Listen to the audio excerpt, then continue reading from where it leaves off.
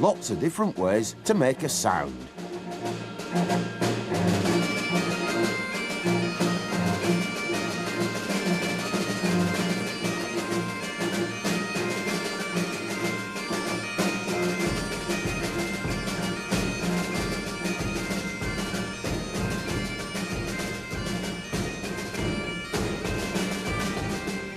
But what is sound? For example, how do you hear the sound of a drum?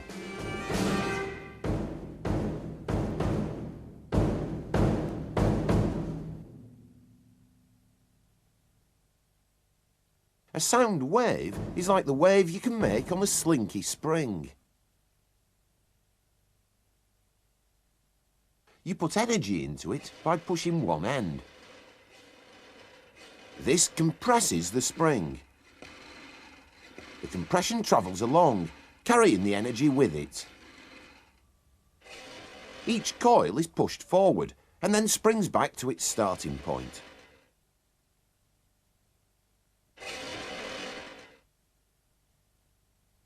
What carries the wave when you hear a sound?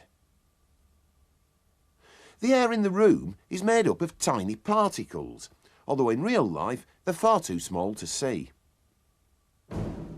When a drum skin is struck, it bends outwards and compresses the air in front of it. It's the compression that moves through the air, leaving the air particles back where they started.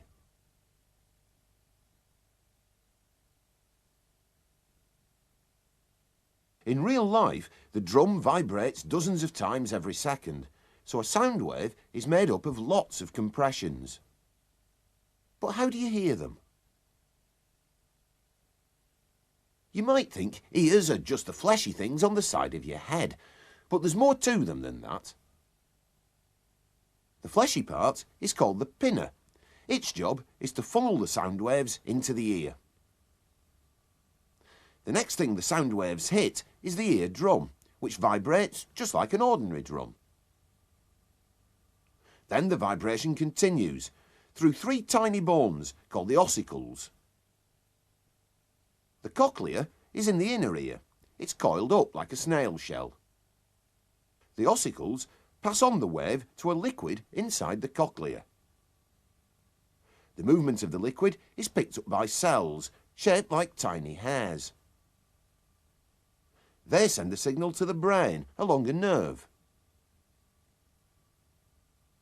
The ear converts sound waves into electrical signals, which the brain can recognise.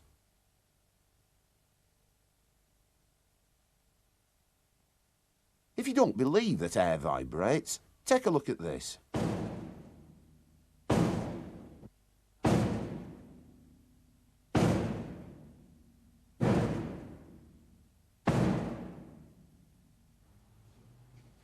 Sound waves can travel through solid things like wood as well.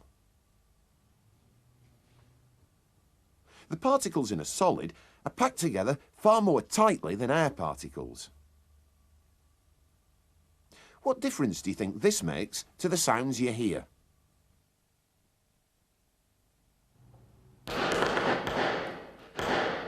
Listening with a stethoscope can hurt.